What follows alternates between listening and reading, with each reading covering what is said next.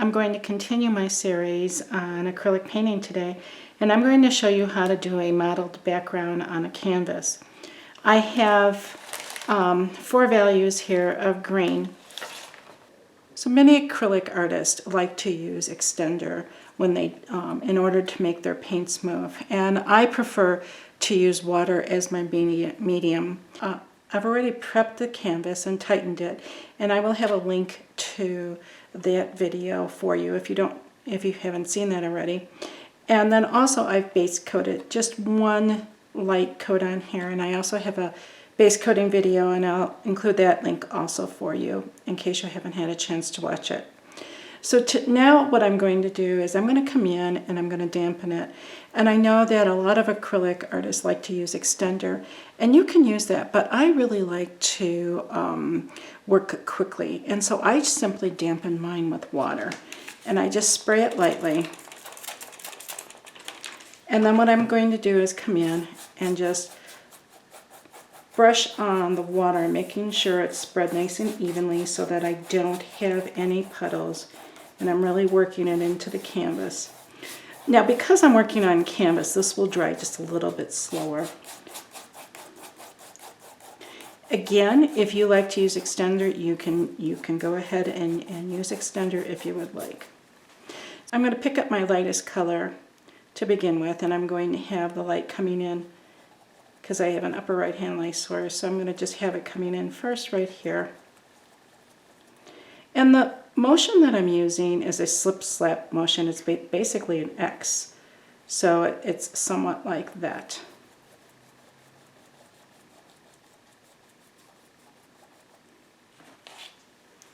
Then what I'm going to do is simply pinch out my brush, and I'm coming in with the base coat color, which is my second lightest color. And then I'm going to go around the outside, and then I'm going to work into this.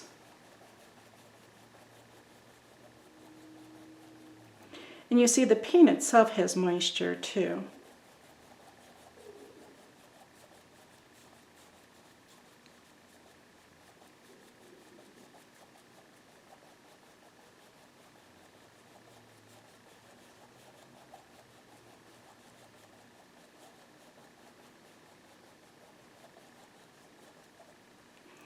So I'm going to pinch it again, and I'm watching my area out here as I'm moving along. And so if I think that I'm going to need a little bit more moisture, I keep this clean, damp brush off to the side, and I can always just add a little bit more. I just want to make sure I don't have any puddles. So now I'm going to go into my third value. And again, I'm using that slip-slap motion. And because I have the base coat color underneath here, we're going to get some nice texture, but we're not going to see the white canvas coming through. And that's really important too, because we don't want to have it look, I don't know, too texturized. And when the white shows through, it's almost like you need 2 coats with it, especially because I'm using bottled acrylics right now. Bottled acrylics has a little bit thinner coverage than like a medium volume or a heavy volume paint. Okay.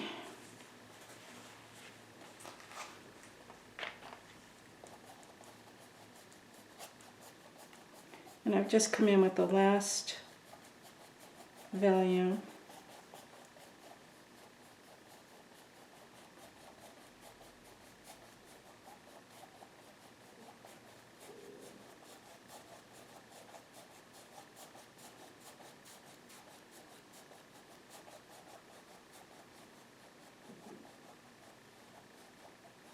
So I really want to have a little bit more texture in here.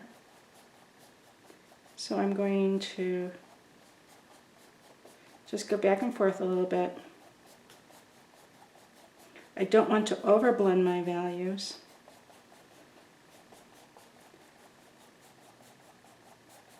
So as I'm going back into the more of the middle value now, I'm feeling a little bit more of a tug. So that means I need to pick up some more of the color, the lighter color.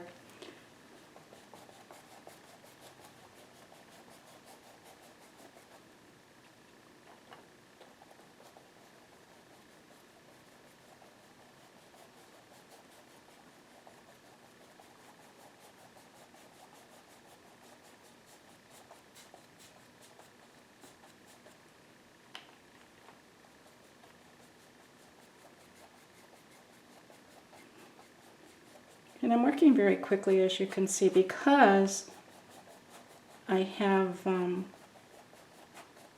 not a lot of moisture on here, and I don't have the extender, rather.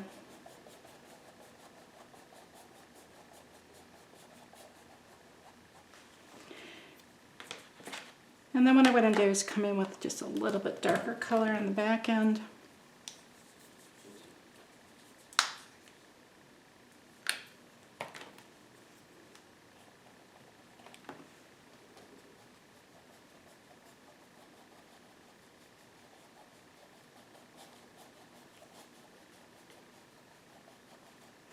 I'm going to pinch this out.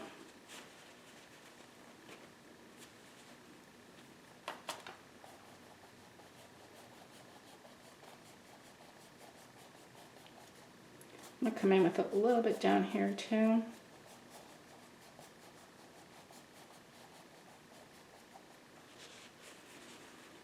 the reason I pinch it out is as I go into the lighter color, I also add just a little bit of that lighter color in my brush.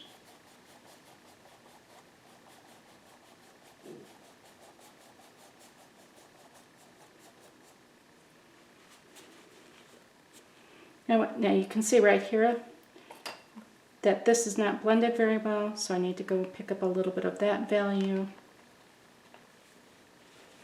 which is the lighter one, and I'll come in just a little bit and blend that away. So it's now really dry over here, so I don't want to go over there. So what I'm going to do is just going to come over here, and I tap, tap, tap, tap with my mop brush. And I go from one value to the next. And it's just to get rid of any of those brush marks.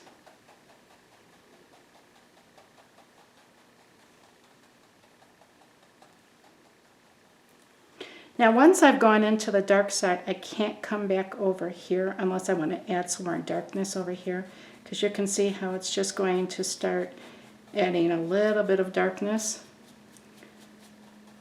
So you have to be very careful that you start in a lighter area, working into your values as you're mopping this.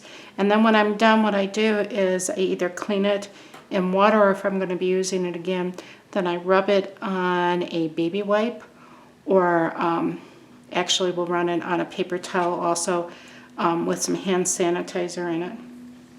But I'm liking the way this is looking. I think I've created some nice interest in here. So I really like the way that this has begun to look. And so what I want to do now is I want to put a horizon line on here. And I'm using a see-through ruler. And I make sure I line up the edges with the other edge to keep this really straight. I'll drop it down just a little bit. And this is a soapstone, and so I'm going to just pull it across so I know where that is. What I want to do is just make this look like it's on a different level than that. So I'm going to just turn it on its side. So I've loaded a 3/4 inch brush with the darker value green, and I'm simply going to go along this line, and I'm floating behind it.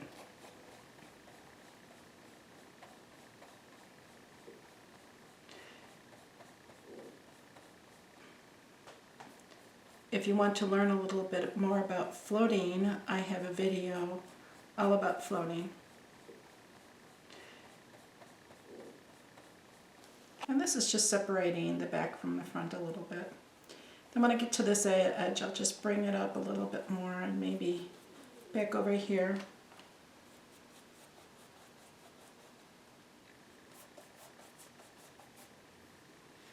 And I'm going to let that dry, and I'm going to make sure that you can see that this area is separated. If not, I'll come in with the darkest color, but I think that's good. I think this pretty much is good, but I just noticed that I have a puddle of water over here, and if I don't work that out, what can happen is you can get a water line. So I'm going to just bring that out and make sure that that won't happen. I think I want to add a little bit more darkness in the back, so I'm going to take some black green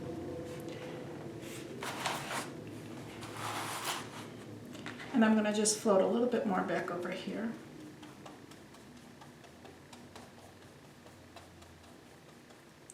And then I'll pull just a little bit more over here now that this is dried. And I'll add some to the corner.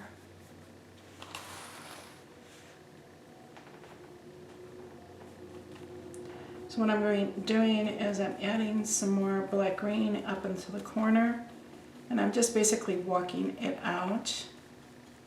I discussed how to walk out a float in my advanced video technique. Then I'll add just a little bit more down over here.